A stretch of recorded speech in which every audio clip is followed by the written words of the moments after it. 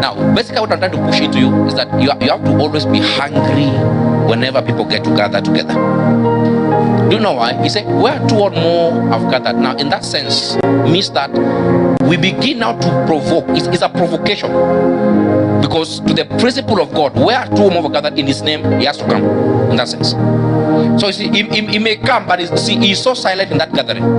So it's unto you to open your eyes to begin to see God in that place.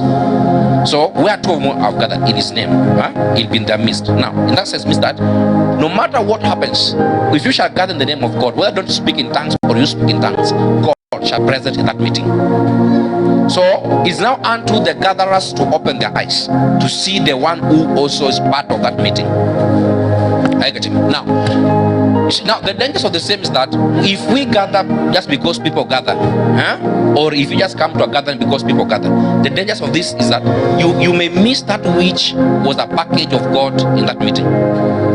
Okay. Now, when it comes to a meeting, it's fully loaded. Are you getting me? Now, is a multifaceted God.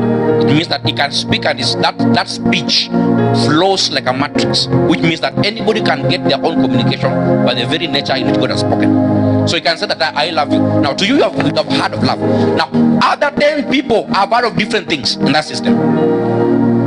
To you, he spoke love. So when you can stand and say that now I heard God, then we ask what did God say to you? He said, I love you. Now another person will stand and say that now me, I also heard God at the same time. Okay, what did God say? And that person said that now I will restore you. Now to every man he begins to give different aspects of an experience. Please listen to me and concentrate. So to every man he begins to give different aspect of encounters.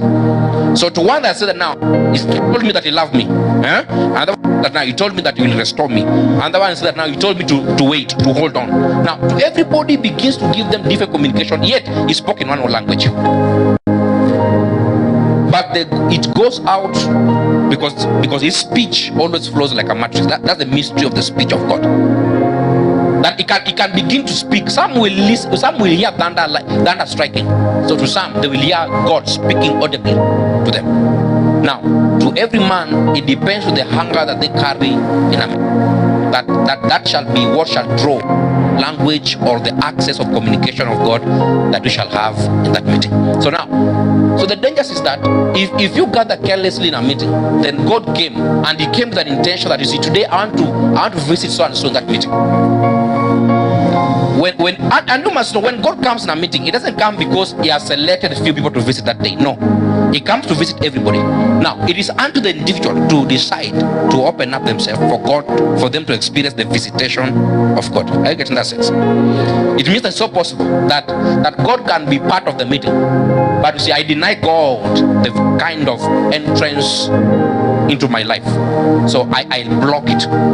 So you find that we have gathered the meeting, only 3 people or 2 people have encountered God genuinely.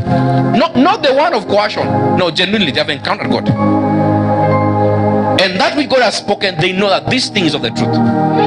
So the question is, what happened to the rest of us? When it comes, it didn't come because he's elected to visit the 3 of them in that meeting. No, he came for the entire meeting, because where 2 or more have gathered in his name. Then now that transaction, it is you to decide whether God shall interact with you or not. So for him he comes. So it's upon, you see, he can come in a meeting and all of us will miss him in the same meeting. It's so possible, because the fact that he came doesn't mean that you will have to experience him.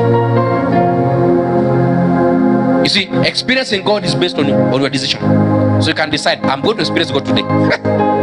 So you see, you can decide in that sense. So whether the praise and worship will sing so poorly, or whether the prayer, the intercession will not lead the way you wanted, if you want to meet God, you will still meet him, because he will not be based on how the praise and worship ministered or how the intercessor led the intercessor. It will not flow in that manner. It will flow based on the preparation of your heart. And that's why people say that now, that out of the abundance of the heart, the mouth speaketh. It means that there's a communication. God begins to trust his own sanctity or purity within your own heart, that you may communicate that which is of Adulam from your heart.